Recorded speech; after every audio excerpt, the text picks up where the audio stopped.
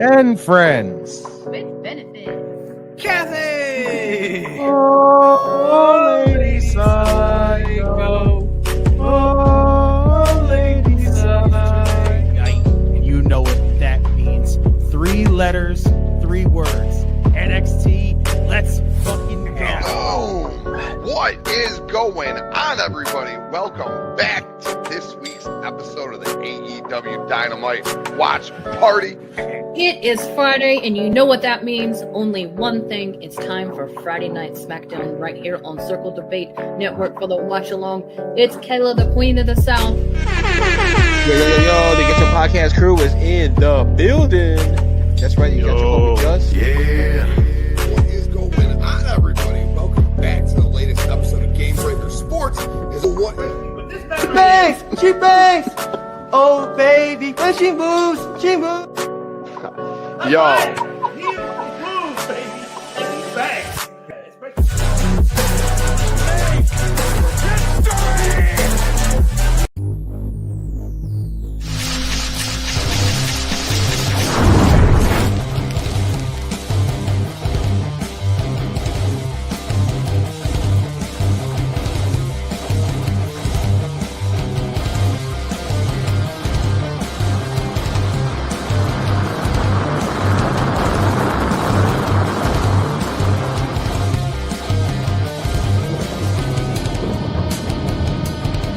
The following program is rated TV MAL. It contains strong language and is intended only for mature.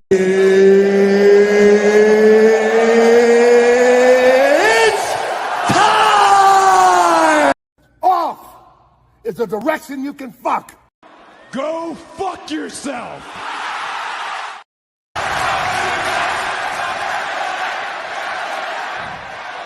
Let me talk to you! That's right, folks. Let us fucking talk to you, baby. We're back again. I know. Like, what the fuck? What did we see you guys like 48 hours ago? Well, we told you we were going to do this on Monday, folks. Welcome, everyone, of course, to the Circle of the Red Podcast, episode 268, John Cena's greatest moments. That's what we're going to talk about, folks. But you already know, folks, I ain't the only one here. As you know, ladies and gentlemen, this is the host of TV's 1 Hour 2. My other host, the man from coast to coast that makes Johnny Cochran looks like son of a bitch. This guy can do it all because he could. He could defend you. He could dispute you. And, you could be his hoe. So you better be careful because you don't want to be his hoe. I'll tell you that, all right? I got hoes. He got it in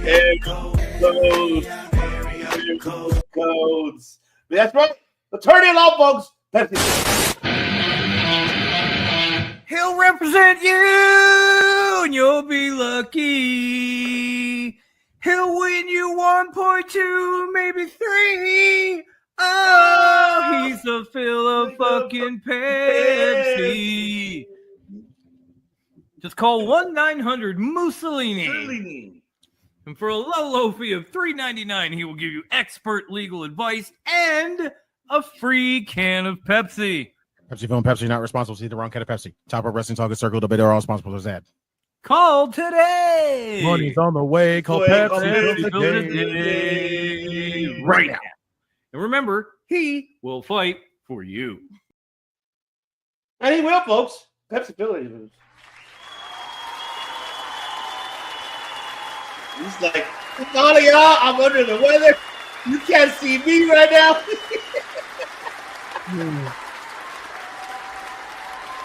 Oh, my God. Happy Monday, everybody.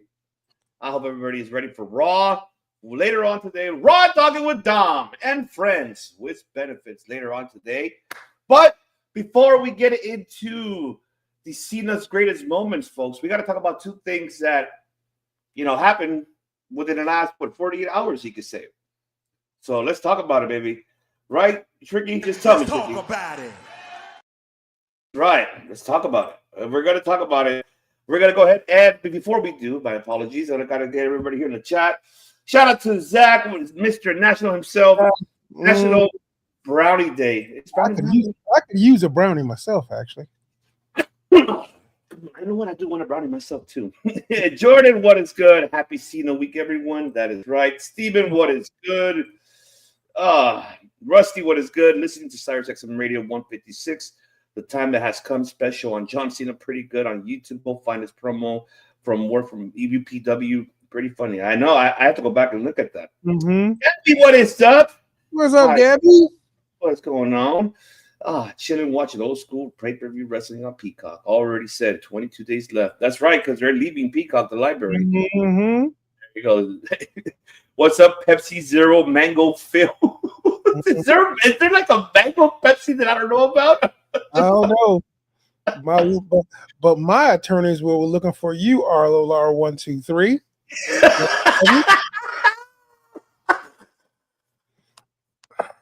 I don't know if I said cry, but there will be a point where I'm going, I'm old. That's what I'm ready to say on Saturday. I know, because I probably will cry myself. Like, we're Redeemer! What is good, Redeemer? Oh, it's good. Oh, man. Oh, no, we're going to talk about that, Rusty. I'll tell you. But we're going to talk about Deadline first. Can't wait to see. Can't see what just. That's right. Let's get into Deadline. Deadline, let's talk about it. What happened? Oh, man. Truth be told, I got no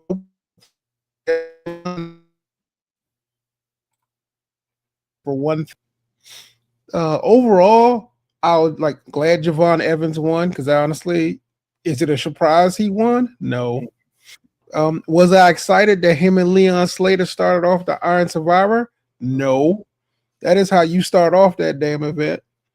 Am I mad that what is that girl's name? Keisha. Kendall Gray. Yeah, am I surprised that Kendall Gray, one of the smoothest women's wrestlers they have on that roster, won? Nope. Do I think she's taking JC Jane? Yes, I do. Next, was I happy to see Tony D come back? Not as mobster Tony D? Yeah. I mean, is he looking like a Russian mobster? Yes. He does, right? This is what I was saying on the watch party on Saturday. That he looks like he's more like it looks like they demoted his ass. It looks like they put him into now you got to be the hitman, more like the assassin type. Like no, if you watch Grand Theft Auto, he looks like one of the guys who be running. I don't know, closer to John Wick. He looks like one of the guys John Wick kills every third scene. Yes, he does. Who was it? I'm trying to remember what John Wick movie that looks almost similar to that. But it's from the first movie. Honestly, it'd be somebody. Yeah. But the question I have is, Ricky Starks losing to Obafemi. My question is, I understand, and we all picture Obafemi going up to the roster soon. Can we all agree on that? Yes. What is the point of giving the belt to someone who's leaving the main roster soon if the only reason you do it is you want to send him to the top to fight Cody? And I'm going to give you a new hot take. Okay. I want to hear this. I love Obafemi. You know this. Mm-hmm. But I'll be 100% honest. I truly believe a Ricky Starks Cody Rhodes match would be way more interesting than an Obafemi Cody Rhodes match. Interesting. Because remember the first time they fought in AEW? Yes. And the second time they fought in AEW, those were bangers. They were. Now, no disrespect to Obafemi. We have seen that kind of match from Cody before. It's him against Brock, him against Roman. Cody versus the big guy we have seen 100 times. Mm-hmm. But so it's not going to be that interesting, in my opinion. But someone about the same size as Cody giving him some hell like he did with when he fought AJ or when he's like that one, I think would be way more interesting a fight and way more dynamic. No, I agree with you. I don't understand either. Sometimes it kind of gives me that, I don't know if Hickenbottom, I don't know what side you're looking, pal, or I don't even know if it's you or if it's Skippy. I don't think it was him. Honestly, I think it was I think a WWE wanted a big guy to go against Cody to make him look like a champion fighting against a monster. You think that was the case? Because I think that's exactly the case. Because, like I said, I guarantee you, Obafemi will probably lose the belt in 2 or 3 weeks after Saturday night's main event. I just don't. I said to the Redeemer about that. That I don't see Oba losing. This could be two scenarios in this situation with Oba about him losing that belt. Either I just don't see it at New Year's Evil. I see it really more by Stand and Deliver. I think that's be the perfect time for his call up. I don't think it's the right time yet because here's the thing though, because we've been wanting Javon right now. We could say he's the rising star right now. Overall, either way, he's in the main roster, or he's in TNA, or he's in NXT. The kid got is hype. The kid got the momentum. The way this is what I hate to compare it, but I compare it because of the story, how the story is told. It's almost like, to me, seems to this, two scenarios could happen here. Javon loses his shot. Basically, he loses against Oba at New Year's Eve. And then there's a second chance he gets, and then heading to Stand and Deliver. And then that's where either it could be a one-on-one rematch again with Oba, or it could be a triple threat, adding Ricky Saints to that. It looks like Ricky Saints may turn heel. He could turn heel in this scenario, and then we can have a triple threat match, and then Javon wins it at Stand and Deliver and have his Mania moment. It's almost like the Bryan Danielson situation. When Bryan, remember when he won it, and then he ended up fucking losing it, and then look how long it took for him. They build him to get it back, and then he got his Mania moment. It's almost similar to it. But based on storytelling, though. But the problem I have with that is the fact that it doesn't work for the story because Oba honestly hasn't been used in 3 to 4 months. They bring him in, he makes all these things. Even on his return match, he gets Ricky. That's fine. They bring him up to fight Cody, but they basically told you he was going to win because his ass showed up on SmackDown. Well, they both did. Remember, Ricky and Oba. So that's true, but Oba got the last appearance. Yeah. But the point I'm making is that if that's not a sign he's going to the main roster, then him getting the belt really was a waste of time. Because truth be told, having Javon go against Ricky, in my opinion, is a much better story. Like, it's a much better story. Like, Obafemi, we've seen Obafemi versus Javon Evans. We've seen that already. And I mean, I know that the concept of one more shot at the bell is always a nice idea, but truth be told, as much as I love Oba, he ain't a dynamic wrestler. Or I should say, they don't let him be a dynamic wrestler. Yeah, the guy got potential to be one. But I get your point, though. You're right about adding Ricky Saints, making Ricky Saints and Javon, because that'd be a promo battle to see. Yeah. But I agree with you. And I don't want it to be a three-way because then Ricky has to take the pin. I think it should be Oba taking the pin since he's going to be on the way out. But the problem is you don't want your rising star to take the pin. And Oba and Javon are the rising stars. Right. But the thing is, this is an exit way out for Oba, though, out to the main roster. It's the same what happened with Carmelo Hayes. It's happened to other prior NXT talent that gets pinned and they get to the main roster. And they start afresh. It's like they don't remember what happened the last, they got pinned before they came to the main roster. It's not going to affect Oba at the end of the day. If anything, what's going to happen to him, I feel that maybe what they see is they need a little guy to beat the big guy. It's like David and Goliath type of moment for him to do it. If they don't go to the route with Ricky Saints and Javon, how you were saying. That's if they don't go to that route. Let's say they make it just one-on-one. It's obvious they don't want that route. It's obvious they don't want that. They could change the direction in an instant. You know how Hickenbottom is. That motherfucker will change one way to another. Like, he'll just change it very, very quick. They could, but Obafemi is one of their anointed. So unless Obafemi gets hurt, it's not changing anytime soon. We're just gonna have to wait to see.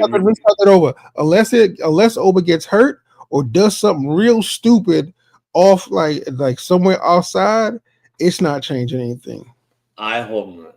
And a Redeemer saying, as much as I'm telling you for a little story, putting the title on Javon WrestleMania weekend. I want NXT to put the title on him on New Year's Eve. So and then because he should get a belt during the NXT event. Because because right now Javon is literally the heart and soul of NXT right now. He is, and look what Redeemer's saying, to put over Javon on his way out. Javon has never beaten Oba, so it's just time for him to finally come over to over the ruler. And let's see, he's saying Oba was the one that has said Javon is still a kid and not ready to be in that position. Javon has finally overcome Oba to prove a point. It feels like New Year's Eve is the perfect time to do it. So it looks like he's saying that it could be the New Year's Eve, then it could be that point. Well, I mean, then there's a Tony D aspect of it. Yeah, that's true. And then if Tony D plays a part of it, that muddles it up a little bit more. That's where I'm lost in that matter. Like, where does he fit in this matter? Because you slapped Javon and you were just staring at Oba. So what is it? Because he was the only guy that beat Oba for the North American. I mean, I'm trying to understand that story. For where does he fit in this story? That's where I'm lost at that. So I don't know. Like I said, that's the problem I'm having. Why I don't know if it's going to be a true Javon Oba rematch. Because if they're going to have Javon fight Tony D, my concern is it becomes a Tony D Javon Oba match, and Ricky Starks get left out the cold. Yeah, that's why I feel like it seems that Ricky might turn heel. I just have a feeling he is going to turn heel. I don't really care. Like, as long as he's in the story, I don't care.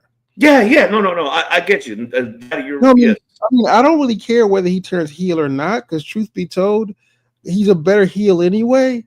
But the truth of them, I'm sorry, I should say that differently. I prefer him as a heel anyway. But truth be told, of those four, and this is gonna be another hot take. Mm-hmm. I would rather have Ricky Starks on the main roster. Would you choose him or Ethan Page or both of them? I choose Ricky Starks because honestly, Ricky Starks feels more adaptable. He feels like he can adapt to whatever situation he put him in. Because truth be told, if it's me, the first thing I give him is him versus Carmelo Hayes. Oh, I like that idea. Yeah, like that's the first. Because can you imagine those two going after each other? Mm-hmm. The promos alone. Like, honestly, if I think about the roster, when I think about promos, when I think about Impact, Javon is more like a high-profile player. People love him real good because, he's Javon Evans with all the high-flying shit. But truth be told, Ricky Starks of those three is the most engaging out of all of them.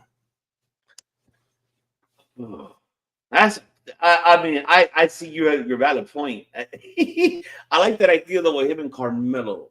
I think it will be a great start off for Ricky Starks. Mm-hmm. I'll choose both. I think Ethan could do both. I say he could do it. I think he can. I think both of them could do it in the main roster. But if you leave Ethan Page, I think he could do it. Because I think he could too. I think Ethan Page could too. But I think the problem with Ethan Page is he's so good where he is, they're not ready to let him go. No, they pretty much have him right now into a point that they need representation, I guess, internationally for AAA, and that's why they have Chelsea Cream and him where they're at with it. I wonder why. I mean, you forgot you have said Sam Adonis. Why the fuck you use Sam Adonis? Because they're honestly a really good presence in AAA. Like, they play great fields in AAA.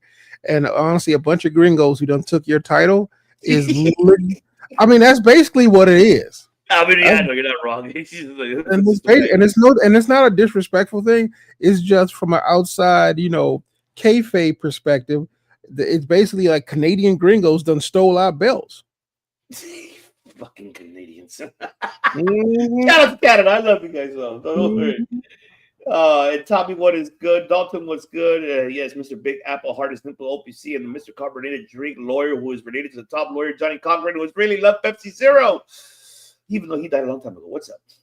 Jesus. That's a lot. That's a lot, Tommy. That's a little. I know.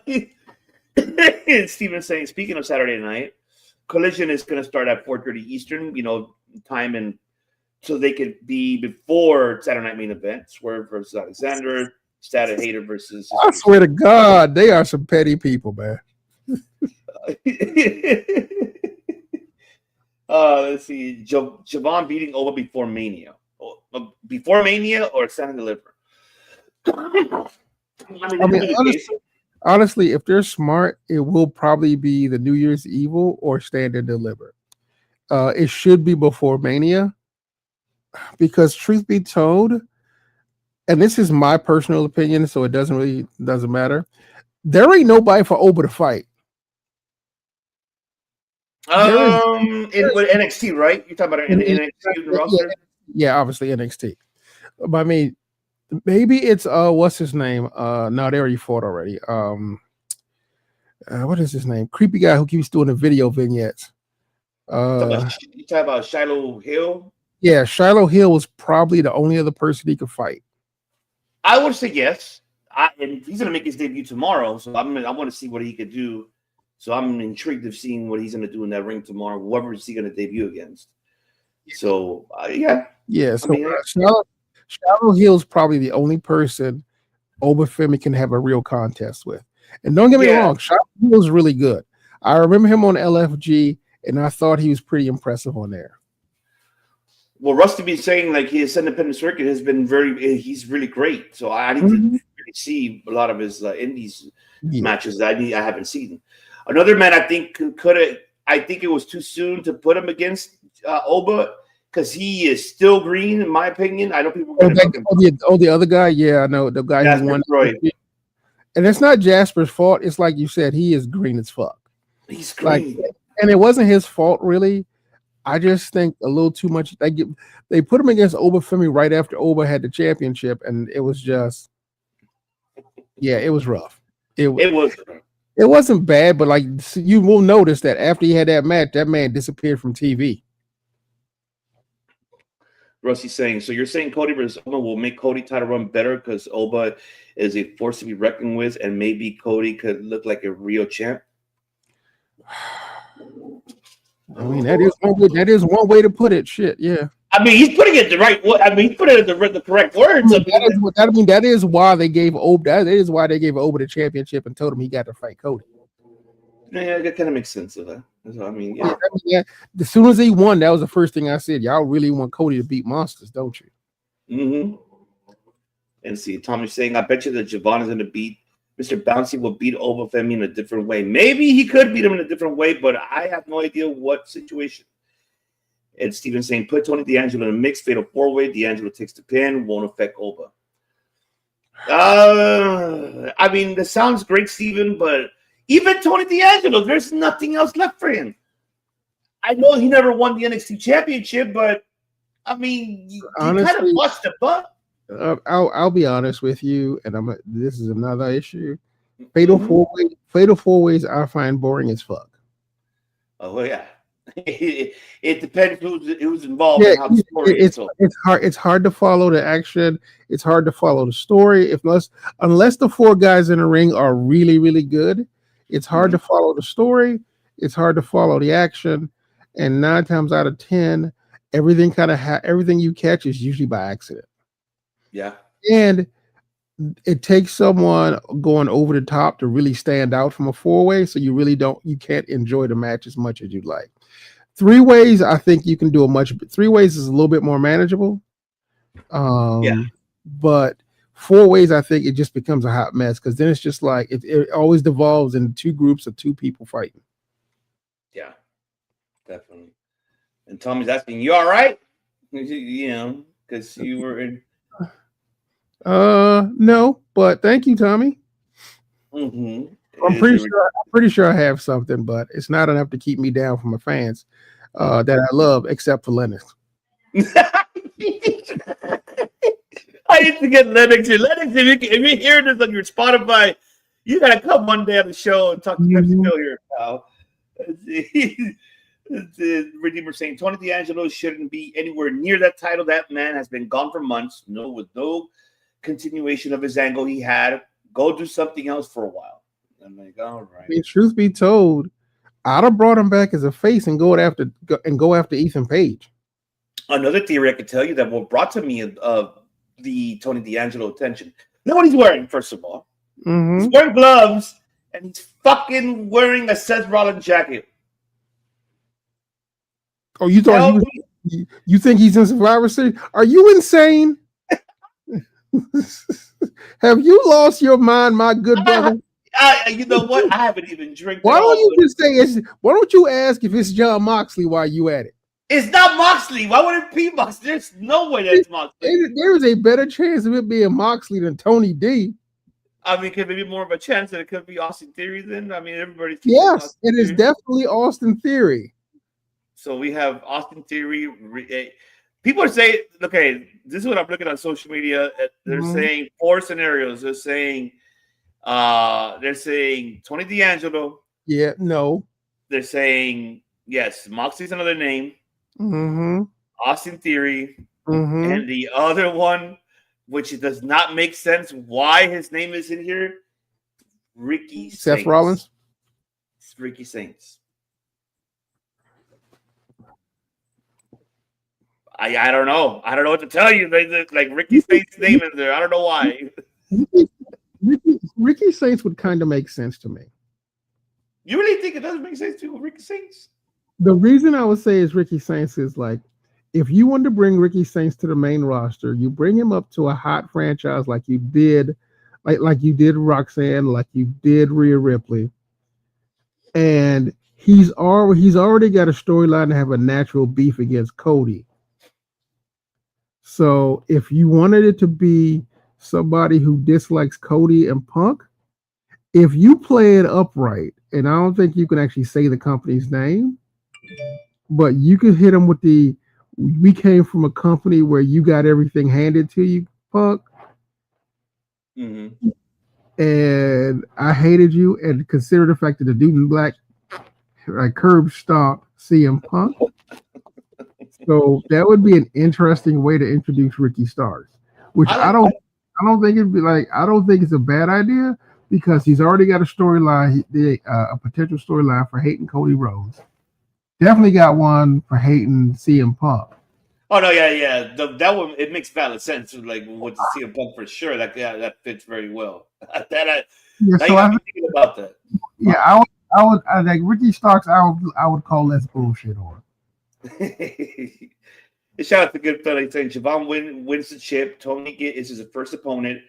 Obo goes up and debuts in the Rumble, chases after Cody after he loses a Saturday Night Main Event.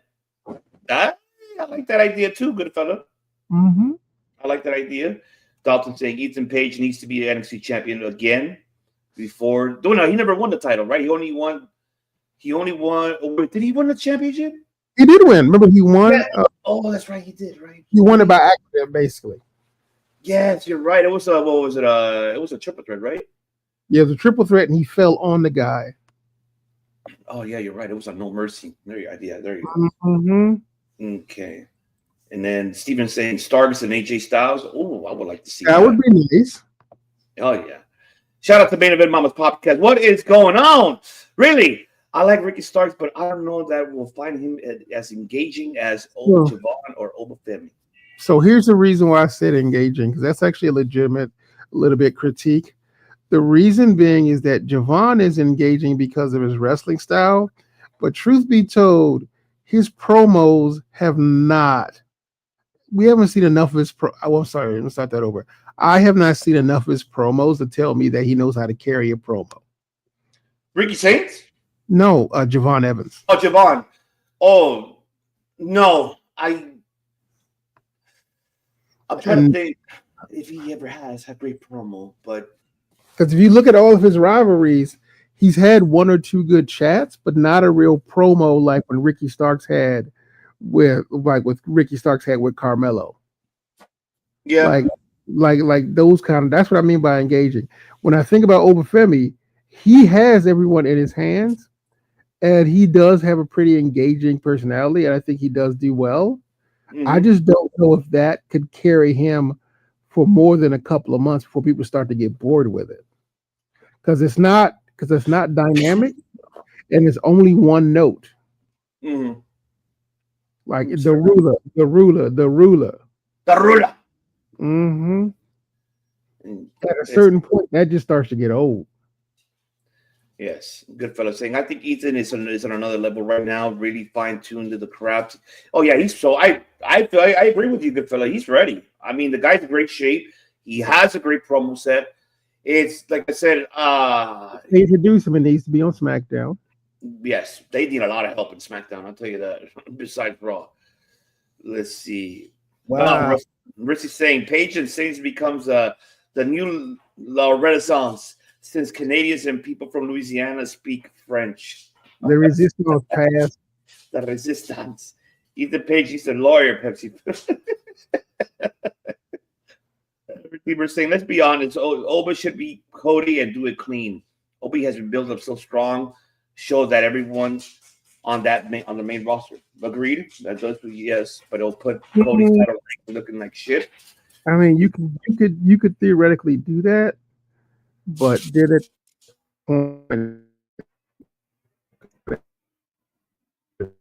There goes Braun Breaker's money. Good for like, he knows Mark Sterling. Agreed. There isn't anyone else for Oba. Yeah. Yep. Starks and Dragunov. We'll like to see that. That'd be another one. Right? That would be interesting. Keep Shiloh Hill and his manschism make away from Oba. Oba versus Joe Henry, possibly. Yes, we could see Oba, Joe Henry. Oh, no, I don't want to see that. Yeah, let's see. Exactly. Cody needs credible challengers. He does need credible challengers. That's for sure. It's not credible challengers. These credible storylines with people. Because they don't got shit. It's just like you're repeating the same shit. I mean, don't be surprised it happens at main event, Phil. Oba, Cody, and then we get a fucking interference from Drew McIntyre, and then Oba beats Cody. Well, they've already said that's going to happen because Cody keeps going unsuspend Drew. Yeah, exactly. It seems like he's by Friday SmackDown watching. Okay, you're fine. You got your wish.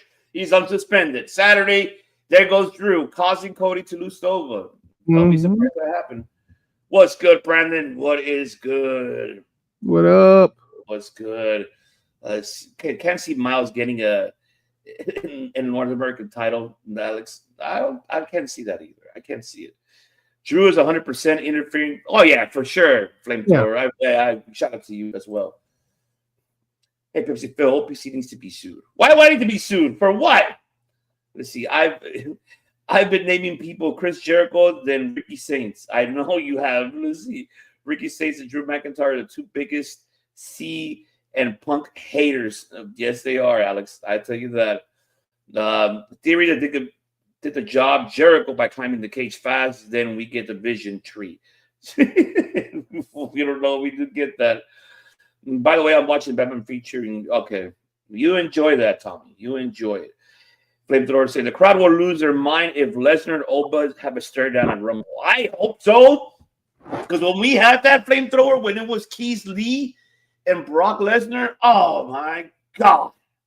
You don't know how bad I wanted to see that, man. I miss Keith You know what I'm tired of? You know what I'm tired of? Big meaty men slapping meat. Fucking stare downs. Either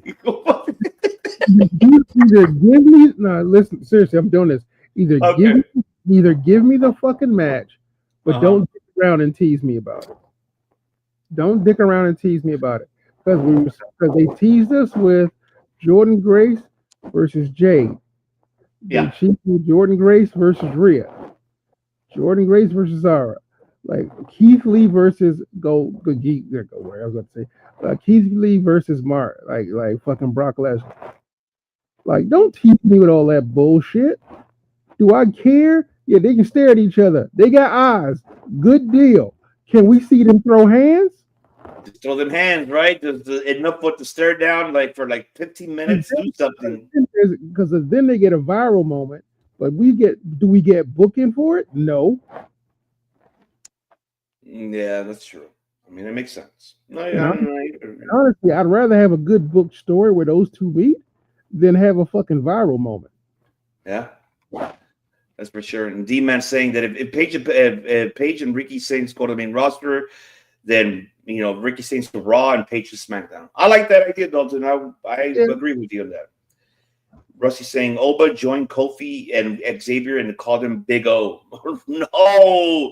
No, I don't want no New Day with Oba Femi. Hell no. And they've already said they were bringing another person to replace Big E. Yeah. And shout out to Genoa. Hey, Jay, what's going on? Appreciate you for tuning in. Do you think that if they have John Cena go for a whole year, like a lot of people will enjoy this one more, like this one? I think they will enjoy it more. I mean, knowing that, why does he continue? Well, I don't know. That I don't know either. But I mean, Cena's. We'll talk about Cena in a moment here, because WWE don't know what they're doing. I mean, we already know that. Grandpa wanted sub. Shout out to Grandpa. That's right. Much love to you, Grandpa. Man, make sure you subscribe to that man. To see. Hope it's a kick-ass time tonight, gentlemen. That's right. I'm out to take techno rave. That's right. Get your rave on, baby. Get it on. That's right. Go enjoy it, man. Go fuck that shit up, man. Yep. Even Grandpa agrees with you. He's like, fuck a stare out. I agree. Hell yeah. Much love from Estonia, baby. That's right. That's right. I got 2 homegirls that are from here, that lives here in California, that are from Estonia. So that's for sure. Shout out to you, Grandpa. Much love to you, baby. Jack Perry has replaced Darby. Yes, he has. Yep, he has replaced him. Where can stare downs go? Can goes down to the direction they can fuck. All right, I'll play it for you very quick. Yeah, I'll do this for you. Here you go. This for you. It's a direction you can fuck. Yes. Let's see. Everyone out there, don't forget to slam that like button. And from the top row, that's much love, Grandpa. Appreciate you. Yes, screw the New Day. I know. Okay, Phil. After all these years, why is he getting sued because of the time is now song? What's up with that, by the way? Because I don't know. I'm barely hearing about that. Why is it happening now about him getting sued for a song? Why? I don't know if you know about it, Phil. I haven't heard. I'm barely hearing this now as we speak. Yeah, I think they're thinking about re-releasing the whole album again. Mm-hmm. And I think there's an issue with the because remember, it was not a single album by him. He had a bunch of help on that album. Yeah. And I don't think the people who are getting quote unquote are the people who are on it aren't getting money for the reissue. Oh, they're not getting endorsed for it, so they're not getting so they're not getting paid back. Yeah, I don't think they're getting residuals for the new album release. They should. I mean, if I were TKO, you better not do that because you're jeopardizing Cena's legacy, you could say. I mean, I don't want to put it like that word, but I need to fix that. Yeah, but I think what they're doing is the original deal doesn't call for a re-release or that kind of thing. Mm-hmm. And I think they're like, if you're going to re-release the song, we need to get paid our usual residuals for it. Yeah. I guess WWE TKO doesn't feel that's necessary. Let me confirm that. I'm confirming it right now with the lawyers. Okay. You confirm it. Well, now meantime, when you confirm that, the battle of Wonder Brother continues, folks. You already heard. It's happening. Paramount is coming back with a banger. Wow. No, that's not it. What's going on? Apparently they used an unlicensed sample to create the original theme song. Oh.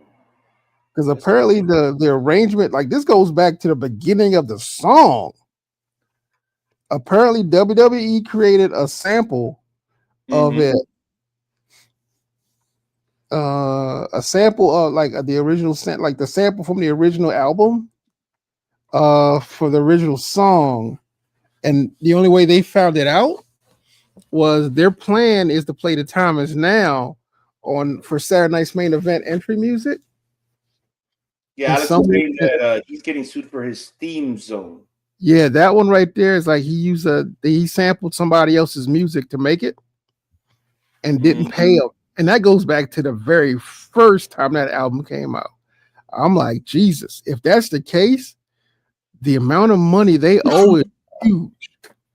Oh yeah, they even owe him huge on that. If that's the case, That's at least 30 years of residuals that you're owed. fuck yeah, that's a lot of money. Mm-hmm. So I mean, I hope if that's the case, you better pay him. Shout out to Izzy. What is good? Yeah.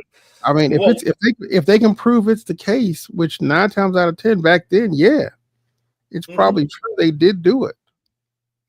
Because back then they were doing that shit. Shout out to Izzy, of course. Izzy and Devin from the Heels Turn podcast. Make sure you subscribe to them. Give that notification bell, folks. That's our familia right there. We're living well. We're living, indubitably great. TKO better pay that money. No, Alex, they better pay that money. Shit. They better pay that money. That's for sure. Speaking of money, you already heard. Again, it happened earlier today, folks. Paramount is really trying to fight their odds. Make sure that Netflix does not get this deal done. Because fuck Paramount. Why was the you were going to say that? Fuck Paramount. So they've raised their fucking stock. The number of the shares, $30 per share. So they're really but they're offering a lot. I know everyone's worried about NXT and AEW and WWE. I know everyone's worried about NXT, WWE, and AEW and wondering what happens to the companies. But I guarantee you, if AEW goes under Paramount, I guarantee you inside of a year, AEW will be off television. No, they'll go somewhere else. I guarantee you Paramount will go out of their way. They've already driven a shit ton of their creative people, like their producers and stuff, the guys who makes their big TV shows, off air. And that's just from the current. I guarantee you, if you think Tony's having a hard time getting an ROH or TV deal now, I guarantee you that should be damn near impossible when Paramount takes over. Because literally every network television, or I should say every 2/3 of network television, will literally be under Paramount banner. And those assholes have a very set type of TV they like. And AEW is not it. Agreed, but however, they still have to obligate the contractual obligations from which is 1 year. Which is 1 year. I think it was the end of 2026, right? That's what we said on Saturday. Yeah, that is literally 1 year. For sure, they'll keep TNT and TBS. They're gonna have to keep that. So it will still be under Paramount. That's the thing. Yeah, it is TV networks. Paramount will run the TV networks. Yeah, that's very true. And then Stephen saying TNA to be in more jeopardy than AEW, to be honest with you. I don't know about the jeopardy yet, Stephen, because we got to see what they're going to do. We talked about it Saturday, Phil and I, about what is it that they need to focus on now that they got the foundation. Who owns AMC? That's my question. That's a good question. Now I should Google that. Who owns AMC? Don't tell me it's Paramount, because I hope not. Let's see. Who owns AMC? Let's find that out. Let's see. Who owns it? It's not Paramount. Nope. It's their own it's their own. So it's not them. So yeah, they're under their own channels, like AMC, or it's a traded company. So surprisingly, they're a different network. It's the same company that owns AMC, WeTV, BBC America, IFC, and Sundance. Mm-hmm. So okay, all right. Well, good for them. They're at least protected from Paramount, at least, or at least as long as they can be. Yeah. And see, Dalton saying TKO ain't gonna pay shit for this. They always scamming money. I'm like, we'll see. So Phil is like Ice Baby getting sued for it sounding like that older song. I don't know exactly what sample they supposedly used. I don't remember. That's been a long time ago. That's a long time ago. Mm-hmm. And then Rusty's saying, unless AEW is going to Paramount Channel on cable TV, the old TNN and Spike Network.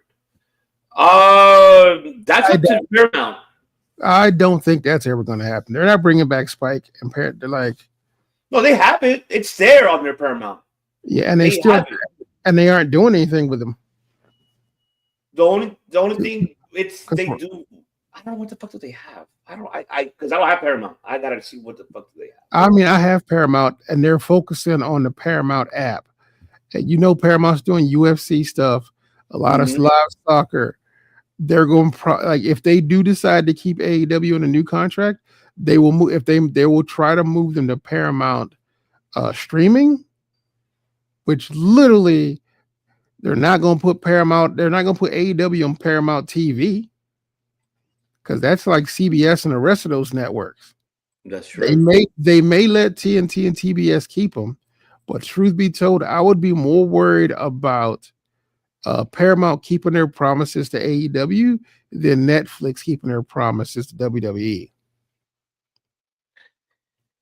I feel that Netflix will make it more of its own, kind of like how how we were saying about like on Saturday when we said about Hulu, like they're their own like entity, like just let it be there, like how Disney has their own. I mean, just throwing an example, even though Disney is not part of Netflix, but that's a different aspect. But you know what I mean? Like it's just like they have their own. Netflix could do the same for Warner Brothers, have their own entity, their own app. They don't, but the problem with Paramount TV is Paramount Channel is just a streaming network. And let's face it, you don't make money on a streaming network, not as much as you would on a network television network. Like if they get moved to the Paramount Channel, that's still a streaming channel. Yeah. And basically you're putting AEW behind a paywall. And right now, other than HBO Max, they're pretty easy to access for free. The TNT and TBS, all you got to do is go to the free app. Can AEW can go to a Wii network so TK can explain how to use the tampons? God. Yeah, I'm not answering that one. I'm not answering that one. If AEW goes to Paramount Dynamite Collision to be on Paramount Channel, TK will add another title, the Paramount title. I'm like, no. But yeah, so no. With about a year, TK will. I think he'll find a better plan. I think what's going to come down to he's going to do his own network. It's going to come down to that, or Amazon. Remember how you were saying on Saturday, like, what about if Amazon decides to probably jump in once the contract is up? I think that's more likely he's not going to do his own network because you saw WWE try to maintain theirs, and that shit was impossible. And they had 4 times the money of TKO. That's true. Very true. I mean, that's true. I mean, because they were a public traded company compared to the private company. And truth be told, if they had done it 10 years ago, that's fine. But consider the fact that right now everybody and their mama got a streaming service. The market right now is too flooded with streaming places. Yeah, very true. Very true. That's why these streaming companies keep doing mergers because it's like shit. They can't maintain anything. Yeah, I mean, all this shit's not going to be finalized until whatever. Right now, Warner Brothers is now holding back. They have it till January, I believe, the 8th or the 6th for them to make their final decision of where they want to actually put, because they kind of put themselves on pause. They're like, when they saw the offer that Paramount threw out on the table, they're like, hold up, let's wait the fuck up. Let's see, let's recap this. And let's let's review this and what we decide to do. So they either they move forward with Netflix with the final decision by that day, or they switch it and turn around and say, Paramount, you know what?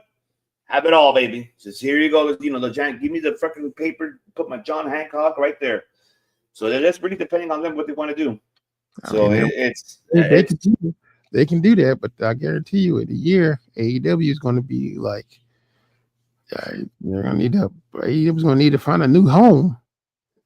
Oh yeah, and I still feel like it could be Paramount. I mean, not Paramount. It could be Amazon. Could be Peacock. I mean, I'm trying to see what other platform there is available. I'm trying to think here. No, they won't go to AMC for sure. I don't think AMC will have the money to give them. I don't think so. No, I mean. But that's the problem. They're like I said, the streaming services. Hulu's basically gone because Disney's shutting that down. Well, they're putting it on their app. They're just transferring everything from Hulu to the Disney app. That's what. But I'm saying Hulu is going away. Period. I know. Yeah. Everything's going to Disney Plus, so your other options of Hulu disappears. Like you can. I mean, I don't mean like it's going away. Going away. I mean like your option of a different streaming service goes away. Yeah. I mean, I don't even mess with Disney Plus because I hate that app. But I have it because it's a package. That's the only reason why I have it, because I got the package. Everyone's got it for that. I don't really care about that. I don't even watch Disney Plus. Like, oh, I really don't. I don't tend to watch it. No, hell no, I don't have time. Ain't got much time for that. Let's see. Before we now get into our final topic, let's see. What Rusty's saying, Paramount Channel has its own cable channels, not streaming service. It's the old TNN and Spike TV channel. Okay. Let's see. There's a way. Mm-hmm. That is true, but here's my question: who watches those networks? I don't. I don't. That's like people who say watch the FX network. I ain't watch F. Does that shit still exist? I don't even know that FX still exists. Last time I watched FX, Obama was president. Yeah, that's a me too. That's how long has it been for me? I ain't gonna lie. That's how long has it been for me? And Stephen and everyone else is burnt out too. Stephen's right. There are way too many damn streaming services, and trying to keep up with them all is fucking insane. Yeah. And he's right. Kayla!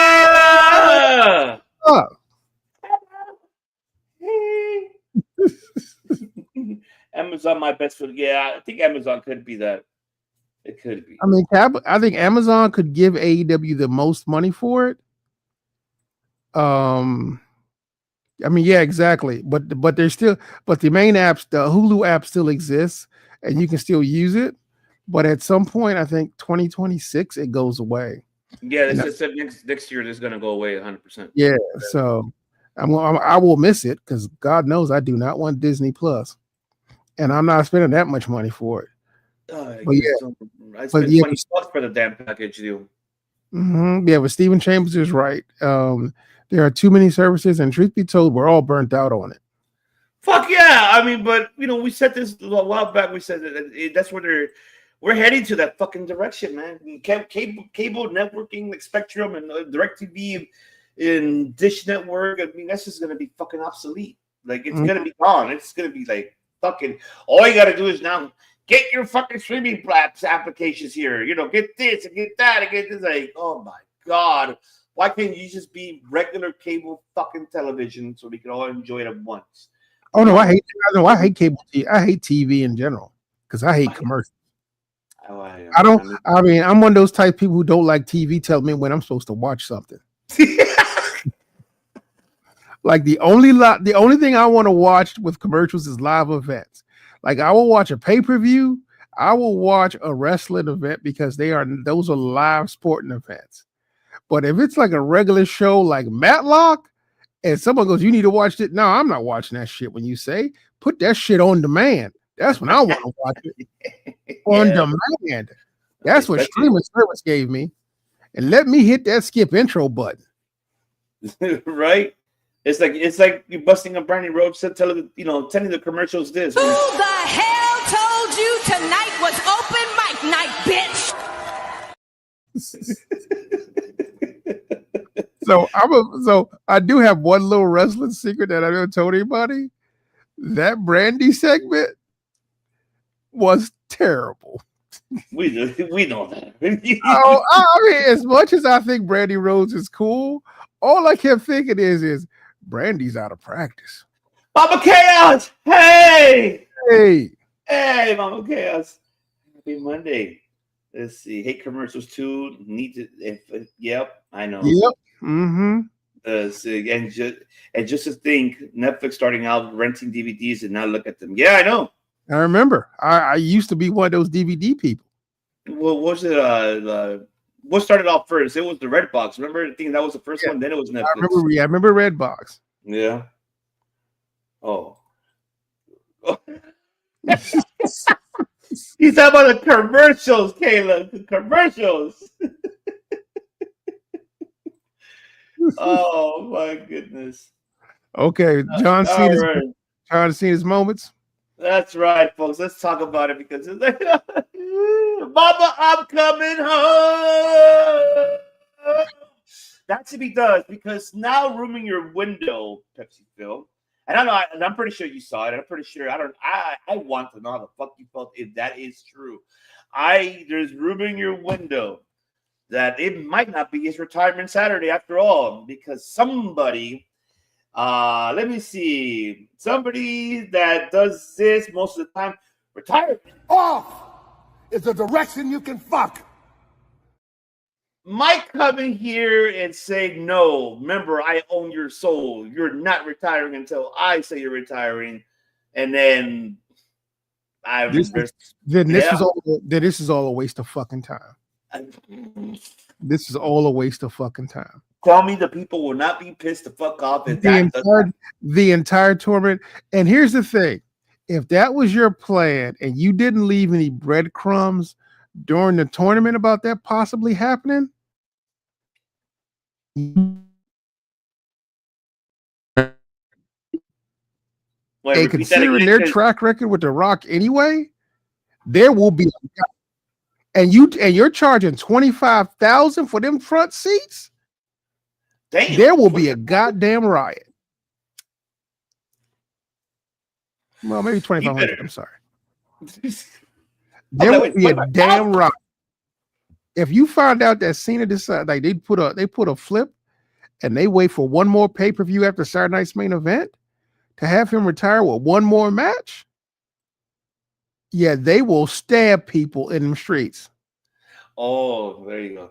Kayla said. He said, wow. What's up, Christopher? Yep, I know. In response to Kayla, I said what I said. I know we're all not ready for that. I mean, yes, there you go. Redeemer's like, Dwayne, do us all a favor. Fuck the actual fuck off. That man does nothing but ruin everything he touches. So we already know that. I mean, think about how Tremana out there doing. Where we see how the CFL doing, by the way. So I mean, it's not even that. The truth of the matter is that The Rock's basically retired. There's no reason to come back. There's no reason to even try to do that shit in the first place. But go ahead, I'm sorry. But I'm saying my point is that to do it is all ego, and that honestly, as far as I'm concerned, is bad for business. Like that's bad for business. Like it would be one thing if The Rock was making regular appearances so that people were like, and prove that he was actually still within the wrestling business. But all of these like drop in, drop outs kind of things, because he thinks that just like people still remember the Attitude Era, and we do. But honestly, people don't remember the Attitude Era enough to go, yeah, it's all right for him to keep doing that shit. I mean, could we just say that turn is over already? Like it's been done for like how long has it been already? I mean, what are we going like 30 years after the Attitude Era? 35? It's about that, about 35, 40 years. Yeah, about right. Yeah, about right. So, and again, it would be different if The Rock had a consistent habit of showing up, like every few months, or at the very least once a year, or like once every 6 months, like some kind of consistency. And when he does show up, there's some type of follow through. He didn't do that where he turned this guy heel and he never fucking followed up and never showed up to call and the thing that got me is that during his heel run, he did not once accompany John Cena out to the ring. No, at all. Not even remember like what was it, that tag match between him and Logan Paul versus Cody and Jey Uso? Nothing. Yeah. Like, even if you're just going as a manager role, we would have been nice to see you two together as you are the puppet master.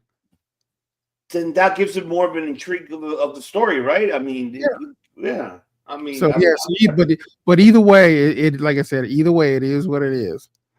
So, but yeah, it would be for nothing. Yeah. Let's see. So let's talk about it. John Cena's greatest moments, folks. Remember that we know this man started in 1998 UPW. I'm trying to go through this whole documentary and everything. We don't know where he's at. But before we give our takes on it, I want to just see the chat very quick. Rusty saying, people talk about Cena not putting over the talent through the years. John Cena always put people over. Example, Wyatt family, Nexus, The Miz, Daniel Bryan. Let me know why I tell a lie. I'm not saying I wouldn't say the Nexus per se. I also would not say I wouldn't say the Nexus per se. Okay. Talk about it. There's a couple of times where, like at main events, where Nexus was supposed to win matches, and John Cena usurped the idea and kind of buried him. And when it came time to kind of like get rid of him, John Cena was like, yeah, because every time it wasn't that. Yeah, it was definitely the Nexus. Not the first version, the second version. The first version he kind of buried because he was supposed to lose at one of the pay-per-views. It may have been Mania. And at the last minute, they changed it to have it be Cena. Or I should say Cena kind of piped up and they changed it for him. So you don't feel like the Nexus was a put over that Cena did for them? Not even for Wade Barrett in that case?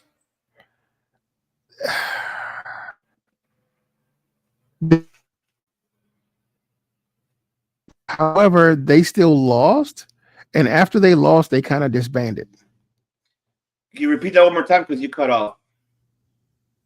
Okay. Being with Cena put them over, period. Being in the ring with Cena put them over. But after they lost Cena, the faction ended up getting broken up anyway. Yeah, I mean, they did because they wanted a different direction. Yeah. But then remember when fucking Wade Barrett decided to go to SmackDown, I'm going to create the core. Yeah, but the same problem happened.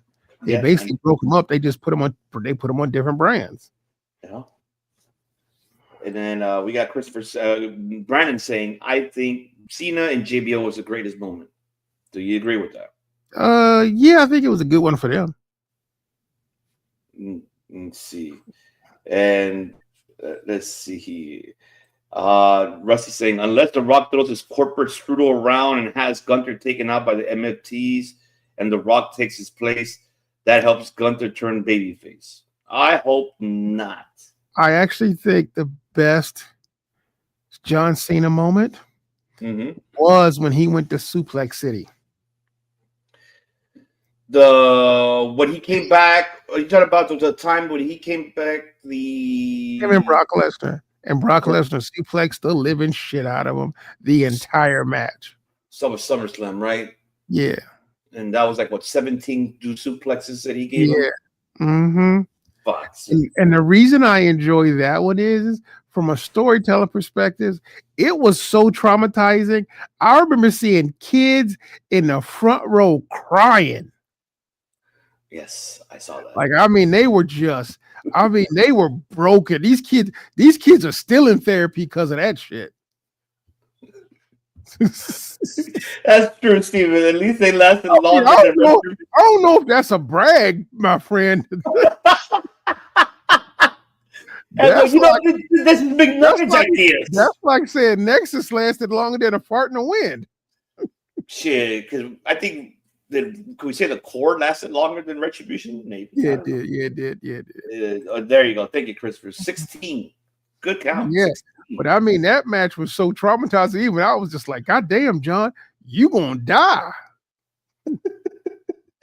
And the same thing happened years later. Yeah, it did happen. The same thing years later. Yeah. There's a lot of great moments that I had. It didn't have the same impact though. No. Obviously, I still think Ruthless Aggression is probably the best. The second one on my list. Okay.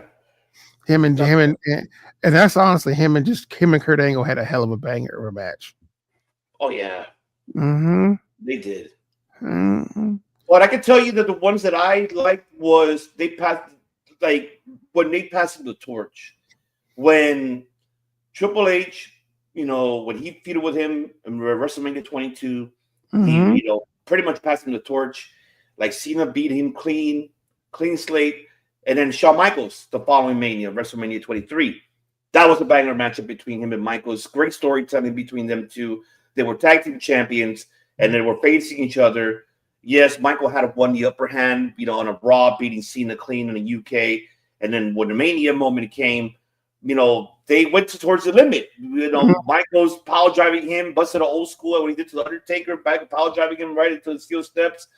And, seeing Cena, he never gave up on that moment.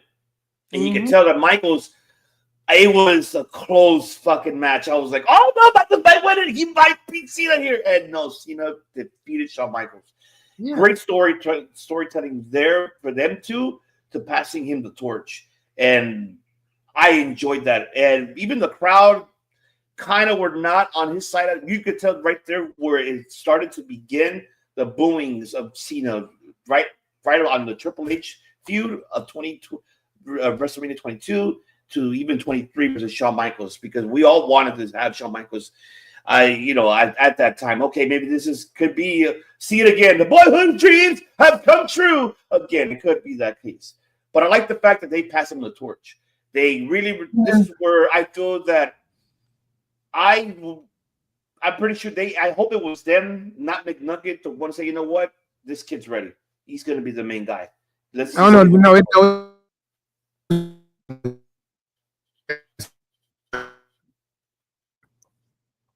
no way they're passing the torch. There's no way they're saying it's him. I mean, if you want to know if they advocated for him, probably advocated. I would say I will say, I think the funniest thing he did was the one where Triple H turns on Shawn Michaels. No, Shawn Michaels turns on Triple H in a triple threat they had. Oh, that's right. That it was like John Cena's like, what the fuck just happened? Especially that fucking segment when they're backstage and then the Bella Twins are there, like, you pin me, I pin you. We all love each other. We all beat each other all. Yeah. Not like that. Not like that. I love that fucking moment. That was, oh my God. And then Hunter's like, see what you just did on me. I love that. That was controversial, Shawn Michaels. Like, fuck yeah. So but honestly, like I said, as much as I love John Cena, I don't think I actually I watched his pay-per-view stuff, but I can't really say I was a huge Cena fan. But then again, Cena's one of those dudes that I always enjoy his matches. Yeah, I enjoyed his matches because, like, when I like the story, even with him and Carlito, even with that, when he put over Carlito, losing the U.S. title to Carlito when he made his debut on SmackDown. Yeah. And then when they had their feud, and I forgot who was Carlito's sidekick. I forgot what was his name, the one supposedly that stabbed Cena in a club, and oh my God, great fucking feud though. I gotta give it. He had a great feud with Carlito for sure. He did.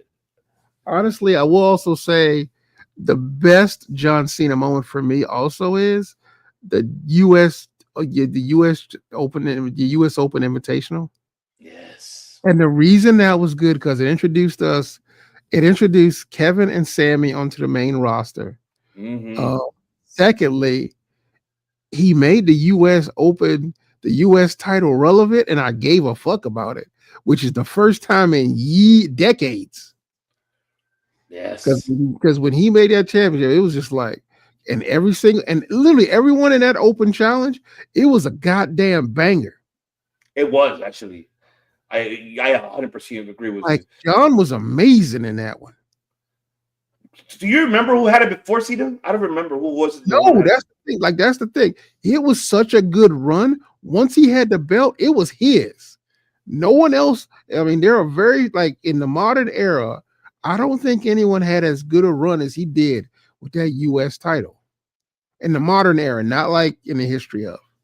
Right. Yeah.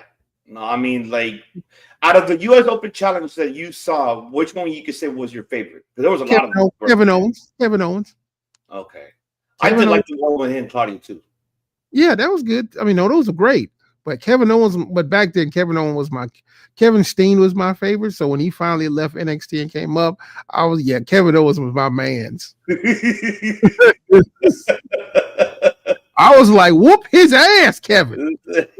I love that too because I like how Kevin really took the belt, stomped the U.S. title, hand raised the NXT title. Like, fuck this belt. It's all about this belt. Loved it. It was amazing. I loved it. I wish if Kevin was not hurt, he would have been one of those matches for this year for Cena. And let's see, Steven saying Angle Cena No Mercy 2003. That's the one that you were talking about. Yeah. Yep. Now, what I will say also is, the AJ Cena match, not AJ Cena, AJ Sami Zayn, not AJ. I'm sorry, not Kevin, John Cena and Sammy on his retirement tour. Literally brought a tear to my eye. Yeah. Like AJ versus Cena was great, but the way the love letter that John Cena and Sami Zayn put on when Sammy was the champion, that shit to this day is like, that's a dude who loves wrestling. Oh, fuck yeah. Die-hard wrestling fan, I'll tell you that. Steven saying that Triple H, Randy Orton has seen them WrestleMania 24. That's the one. That's the one. Okay. That's another one. I mean, that's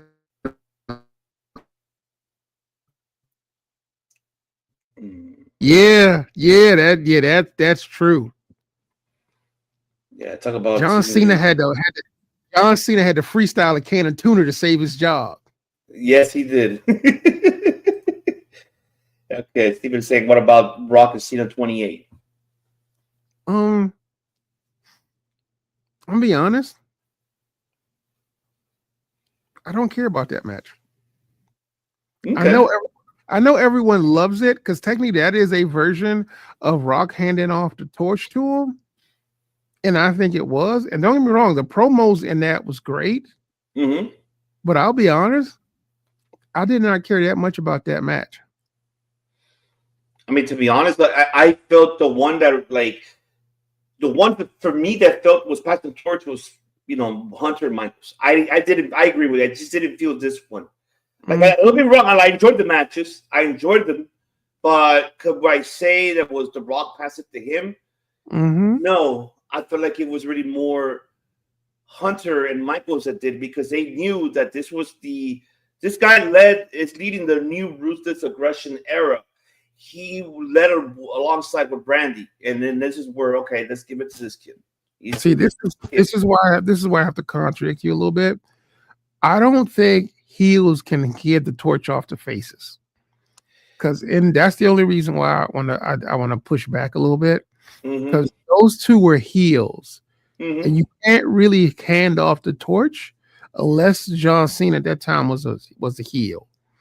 The Rock at that point in time, without those two, was the biggest face because Stone Cold had left. Remember? Well, yes. After Stone Cold, The Rock was the face of the company. Yeah, that was during the Attitude Era. Yes, I get that. But I'm thinking more about the Ruthless Aggression. What I'm saying is when he left and came back to fight Cena. That was The Rock basically saying, I'm done, but this is the anointed one. Because remember, in that match, it was literally them talking about how it was his time. So I think on some level you are right, but I don't think that's when those two is handing off the torch to him because The Rock was honestly the embodiment of the Attitude Era. The Rock was the embodiment of the Attitude Era. Of course. When it comes to, like, if you're defining it that way, yes, that I agree with. The way I'm defining it is more, these were the last, The Rock left. So these were the kind of the last two during that Attitude Era that was still there during the Ruthless Aggression era. So I'm going based upon that. I'm based on that. I'm not saying your point is not valid. It is valid. However, I'm defining it the way how I feel that the last two that were from the Attitude Era that saw what this kid was doing, they're like, okay, this might as well just pass it this guy. Let's just do it. But I get your point. You're not wrong what you're saying, and I yes, I agree with you on that. I do. But my feeling was more towards it because they were the last two left of that attitude era that was transitioning to ruthless aggression era during those years, and they were the last two left. That's where I go based upon it. But I get your point. Though. And let's see. Rusty's saying people always talk about feuds, greatest feuds. Batista, Edge, Angle, CM Punk. I think the greatest is his greatest feuds with the fans. Okay. You saying that the fans was his greatest feuds. Okay. And see, and then remember how Sammy almost got fired. Yes, Stephanie saved him. Yes, we talked about that. Yes, we did talk about that, Alex, for sure. So Phil, this Saturday, do you think the never give up guy will finally give up to Gunther's submission, or do you think Cena wins? Now, what should happen is he should tap out. He should, whatever happens, Cena needs to lose clean, in my opinion. Mm-hmm. Now, whatever WWE and TKO decide remains to be seen. Okay. Because my concern is that they're going to have Cena go out on a win because they think that's what people want to see. Okay. But if you want to really put Gunther over, he needs to beat Cena clean. Okay. I mean, he beat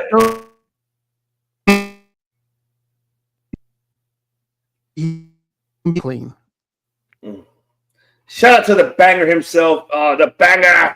Yeah. Melissa YouTube. What's going on? The banger himself. Banger. Oh, yes. What is good? Dylan, of course, world elite. Yo, world elite.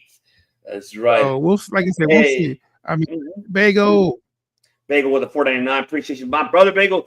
Any moves you want to see Cena hit before he leaves? I want to see him hit the pedigree, rock bottom, and if he physically can, do the 619. I mean, honestly, I'll take another Canadian destroyer. Also, a bro kick. Oh yeah, I want to see a bro kick for him for sure too. Mm-hmm. I do want to see that. King Matthew, what's up, King Matthew? Like, it sucks that Finn Balor and Cena never got a one-on-one match together. That match would have been a banger. I agree with you. I agree 100%. And Eli, what is good? Eli, low-key, favorite match, Cena versus Ambrose versus Styles, No Mercy 2016. And he even opened the show. Yeah. Yeah, I like that. Let's see. And, of course, let's see. King Matthew saying, Cena versus Seth, Night of Champions 2015 was another great match of Cena's. Okay. Mm-hmm. And shout out to LJ from BK. What's good? What are the chances we see more springboard stunners from Cena in his last match? You never know. That'd be amazing. I have a feeling we might see it. I think so. Mm-hmm. Let's see. Bagel saying, I could be wrong, but I'm pretty sure Kevin versus Cena has never gone outside of the ring. That's a good question. Did it go outside of the ring? I don't remember. I don't think so. I think it did stay in the ring because I think it was legitimately just the inside cut of the ring. I don't think they were doing anything weird like that. It wasn't anything extreme. Yeah.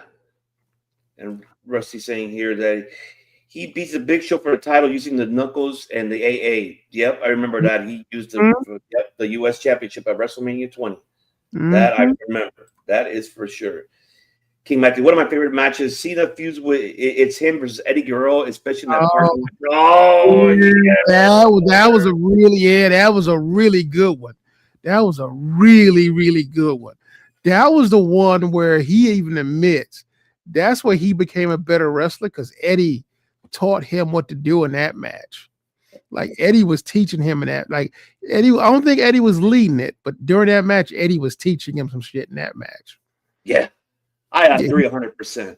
Yeah, he said Eddie took him to school in that match, and to this day, he still credits Eddie with being probably one of the few wrestlers that he learned the most from as a wrestler and a performer. Definitely. Definitely. I remember, I want to go back to see that match now. I'm about to look for it on YouTube. That match was amazing on SmackDown. I really enjoyed that fucking program. That parking lot brawl. Hell yeah. Let's see. Eli, what is good, my boy Eli? He's like, KO and Cena at Elimination Chamber 2015 was way better than the rematch of Money in the Bank. Yeah, that was a lot of everything in 2015. Not even gonna lie to you. Yep, absolutely. And of course, yes, Steven. Oh my God, yes. Oh, Cena, AJ Styles. That's another good one. Oh, even this one was a good one. This year was so good. I remember that shit. Oh man, you know how bad I went ape shit on that. I'll tell you that. And shout out to hi everybody. Hi, Dr. Nix. Don't forget to subscribe to the gang, to the man, to the bang, bang, bang of gaming, baby. Doc, what is good, my brother? Happy Monday to you. Appreciate you. Yes, sir. Love you, Doc. Love you. And then Redeemer saying, whether Cena goes out tapping or if Cena goes over Gunther, it's going to look great coming out of it. Yes. Yeah, but still, Gunther, in my opinion, if you're sending him into a championship match, he needs to go in as a winner. Yes. If he's going after Cody or Punk, it's going to be Cody more likely. He needs to go in as a winner. Mm-hmm. And look at the billionaire Bagel. Bagel. Gunther announces he's dropping out of the match and gets replaced by Travis Scott. Get the fuck out of here. No, I don't want that shit. Oh man, how many people are gonna cry next year when AJ retires? I'm gonna cry. Didn't they officially fire his ass? They did fire his ass, Travis Scott. Because the relationship wasn't bad. Eli saying, as much as Cena should tap out and choke, maybe simply just pass out, it will make Gunther a complete monster, signifying him as a new legend killer. I don't know. Yeah, maybe not a bad booking. Yeah. Let's see. And Key Matthew saying Cena JBL was another pretty underrated feud. I think it was WrestleMania 20 when they fought, and it was WrestleMania 21. Key Matthew 21 is in Hollywood here in Los Angeles where you beat the. I mean, it was definitely underrated because I didn't care about it. I mean, even the one they had, I don't remember if it was bragging rights or the one where they were fighting into I Quit when it was him in the street and it was crime for what was it? Crime time when they destroyed JBL's fucking limo, and then that's where I think Cena was at a point that during their pay-per-view fought like JBL was busted all open and Cena just had something and he's like, I quit, and that was it. JBL was just done after that. Yeah, I mean, there's so many great Cena matches, but you know what? There's the one segment that nobody talks about is like with Cena and Santino Marella. See, you got a big mouth, John Cena. You know, Cena broke character that you saw. He's like got a big mouth, John Cena. He broke character. He couldn't hold the seriousness. He wanted to fucking laugh his ass off, but he couldn't. He tried. He really, really tried. No, Rusty, we don't want to see Federline Scott teaming up versus Cena. No. Do y'all consider a I Quit match Cena signature? What do you think? Maybe, I guess. I don't know. Sure. I guess so. Let's see. Why isn't it Grande Americano in the no? Keep that man away from it. I mean, it's amazing gimmick, but I'm just no. I'm not gonna say it's not. I'm not gonna say it's a bad idea. I mean, it'll be a good idea let's say if Cena would have made an appearance for AAA, then that would have been a great idea. Why? I mean, El Grande Americano's on the WWE main roster. But he's mainly more on AAA. That's where they booked him. He started on the main roster. That's fair enough. They just didn't. They haven't booked him. I mean, he showed up at NXT. Yeah. And King Matthew saying, I think Cena's final match should have been a gauntlet match instead of doing a whole tournament because we all knew that Gunther will win the tournament anyways. I mean, yeah. we got to have a John Cena John Cena this Saturday. We gotta have the mouth, John Cena. Rusty, whatever void or timeline you're in, get out of it. Oh my god. Fucking receiver. I love it. I mean, there's some AJ Styles and Cena was my favorite ones. Like their feud was amazing. And I did not expect even this year's like what they had their matches at Crown Jewel. Fucking amazing, man. They did a lot of tributes and dedications. Another thing too that I don't know, even with Cena back when it was heel Cena versus The Undertaker, I enjoyed that one too. American Badass, because Cena, I enjoyed that feud. You know what other one, Phil? I'm curious to know your thoughts. Do you ever give credit to the Miz and Cena feud? The reason I give that one credit is it was at that point where I saw something in the Miz. John Cena was great in that. He was definitely John Cena in that. But I had never really put much stock in the Miz because as far as I was concerned, he was still that kid from the reality TV show. Yeah, that's right. Well, what was it called? That Jersey Shore or something like that? Is that what Real World. Oh, Real World. Oh, that's right. He was fucking Real World, New Jersey. Fuck.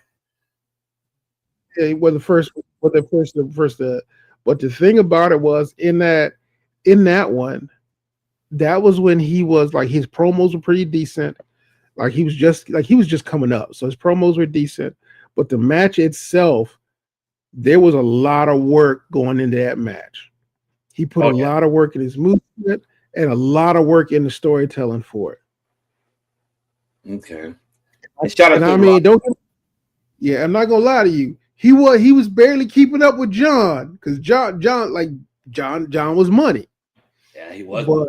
But I saw something in the Miz that night, and I was like, "Oh shit, this dude might be on deck." Yeah, I agree. And honestly, the Miz ain't disappointed me since. No. And see, Rocco, what's going on, Rocco? To be honest, never was a Cena fan until 2015 when he won the U.S. title again and building newer talent at the time. Yep. Yeah. I mean, like 2015 is, I think, when I became a real fan as well, because it started off with the U.S. Open Challenge. And when he went through that period where he was deliberately losing to all the younger talent, I was like, this dude's trying to pay it forward. Mm-hmm. And thank you, Eli, for giving us that. He's like, it was at Judgment Day 2005. It was an I Quit match, and it was at Great American Bash 2008 in New York Parking Brawl lot where Crime Time helped out. There you go. Mm-hmm. Thank you, Eli. Hell yeah. And then King Match is another one of my favorite Cena feuds. Cena Dolph Ziggler, that TLC match that was really good. And then, of course, AJ Lee betrayed Cena. Yeah, she was the one whose sister stabbed him. Oh, she was the one? I don't remember. No, remember AJ Lee was, I don't think AJ Lee was AJ Lee yet. I mean, maybe it wasn't her. But I remember it's like she was somebody's girlfriend and somebody had stabbed somebody in it. Maybe wasn't it her? It was her, right? Wasn't it her and then Ziggler and Big E at the time when PA was coming up? Yeah, she was Ziggler's valet with Big E. I thought. Okay. I just don't remember because I think Carlito was somehow involved because Carlito couldn't do it because he got stabbed in a club. Shit, man, them days was wild. Those days were fucking wild. I gotta like go back and look at that. I don't even remember that storyline anymore. I just remember Carlito ended up saying Carlito got stabbed in a club. Mm-hmm. And let's see, Rusty saying that the Miz accidentally won the title and Cena, that's when the Miz exploded. Okay. And the one thing that kind of made me hate Cena a little bit was when he buried Nexus. I would have loved to see how Wade Barrett's career would have been if Nexus won that match. Yeah. I mean, that could have been, yes, RP Shad for sure. Let's see. And Rocco saying, what did you say? Big Show is one of the Cena's top rivals. I got him started I got him started if you think of it. I don't think so. I think Rocco's going based on the U.S. title, like the beginning of it. You think it's based on that? Okay. Because I think that's where we kind of see the revelation of Cena, because when he started doing the rap. Another thing people that forgot about him rapping against fans outside in the parking lot, like him showing up. Yeah, I don't talk about that period.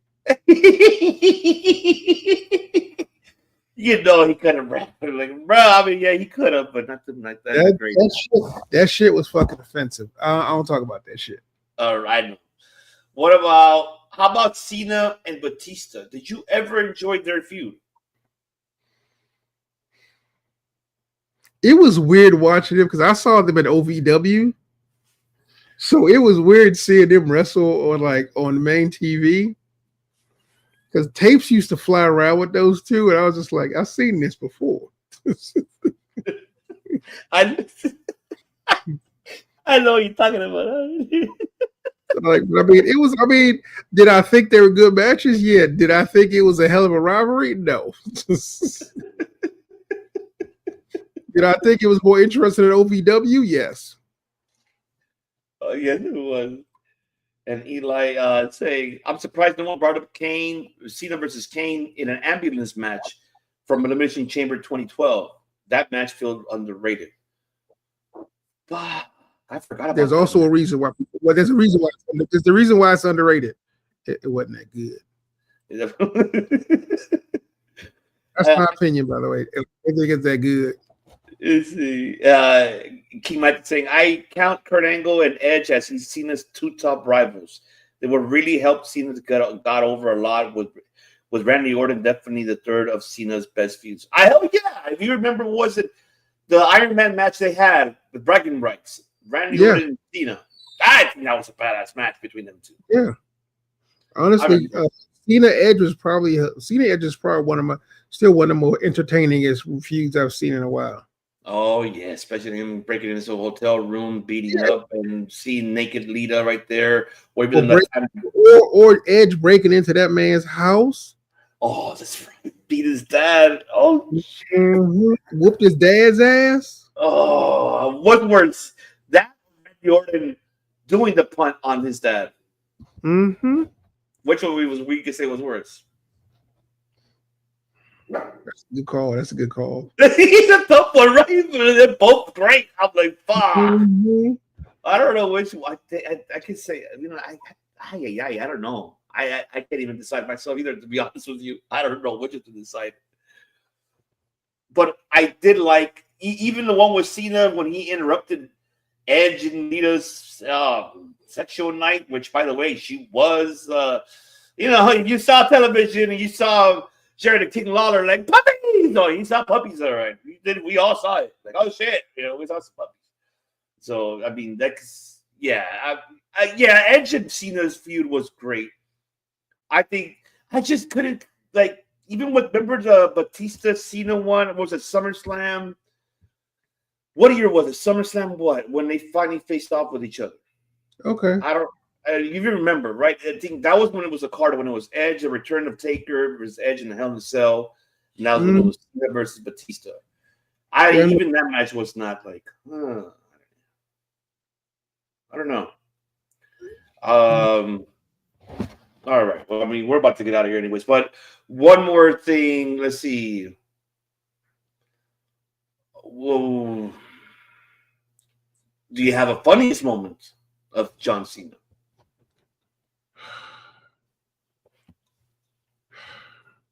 Definitely his time with Triple H and Shawn Michaels was one of them.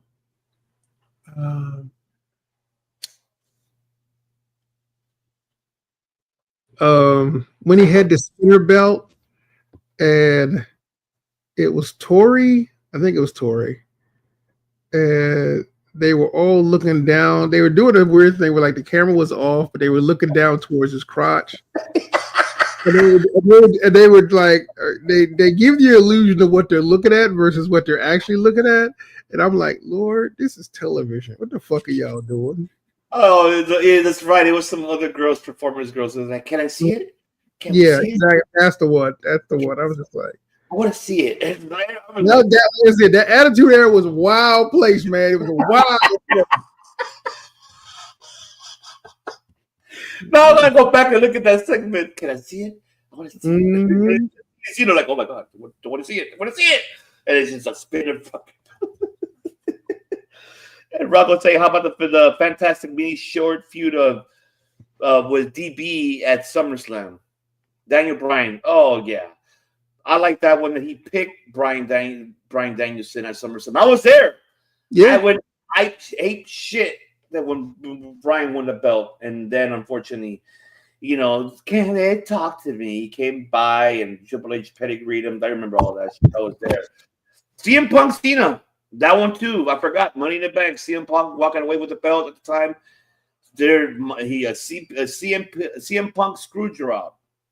So we remember that, and that's where even for SummerSlam, we remember that, and then that's when Justin's favorite guy, Del Rio, cashed in and won that Money in the Bank. And so I remember that. And those 3 trade matches against Orton were absolutely, yes, they were bangers for sure. And Steve was saying, how about the cinematic match with Bray? Seeing Cena wearing the NWO shirt, excuse me. Do you remember that? WrestleMania, that segment between them? Let's see. Cena never fought Hogan, right? No, he never fought Hogan. Cena never fought Hogan. No. Yeah, I didn't think so. Let's see. Russ saying Big Show. Oh, by the way, as an associate of the lawyers for Becky Lynch, she will not be at Raw today. There you go, folks. You heard it. According to her lawyers, she will not be attending or involved in Raw thanks to the hypocrisy of the current administration. The authority, she will no longer stand for the atrocity and shit. There you go. Eli remembers 2008 SummerSlam Batista. That's when they were tag team champions. Mm-hmm. Yep. Now I remember for sure. For sure. Let's see. Cena's one of the funniest moments during Cena's heel run after he beat Orton in that segment of Cena. He had with R-Truth. Cena. Oh yeah, that's right. When he put him to the table during the fucking conference. I remember that. Let's see. Michelle was cool. Who could I say I could? Oh yeah, Michelle was one of them. There you go. One of the girls was Michelle McCool. So there we go. Okay. I see it. So I mean, any other greatest moments? What did Becky? Let's see. I mean, Christopher, I'm sorry. I think that's just called kayfabe, brother. I think the reason she's running behind is I think she just finished doing Starfleet Academy. What is good? Get your podcast, okay? Never. All right, bring us home, brother. That's right, folks. But that's right. That's all for us here for this episode for 268. We'll be back next week. Not this weekend because we're gonna have Cena's.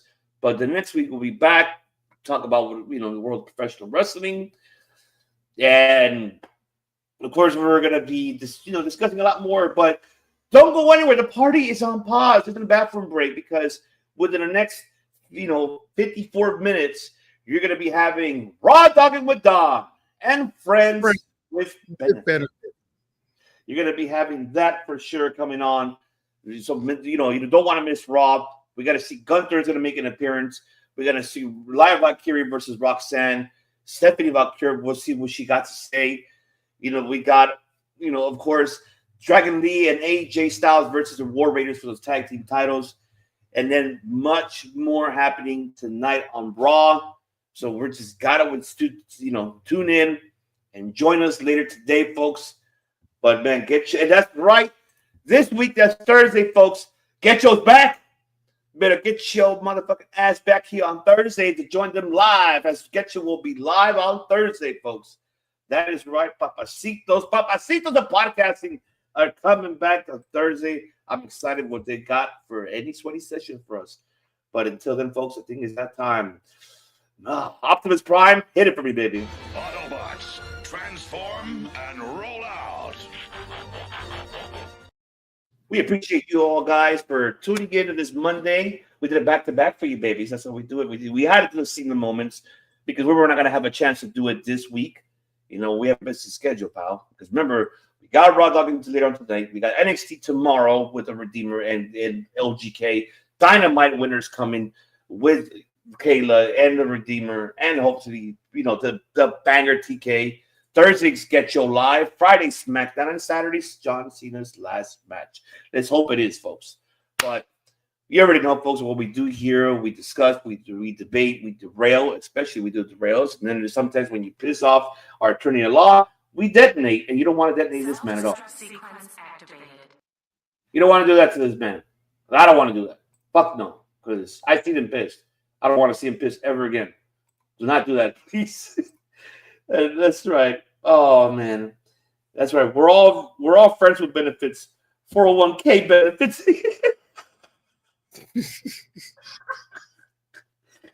Okay. Yep. Fall off the deadline tomorrow. Yep. That's right, baby. That is right. See you guys in less than an hour. Yep. Absolutely.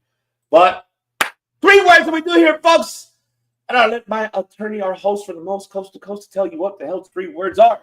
You tell it. We make history. Peace. Must bid you adieu, a goodbye, mwah, and good night. Oh my God, it's so great. Bang! Yes! Over. Will. Over and over. Make. Over and over. History!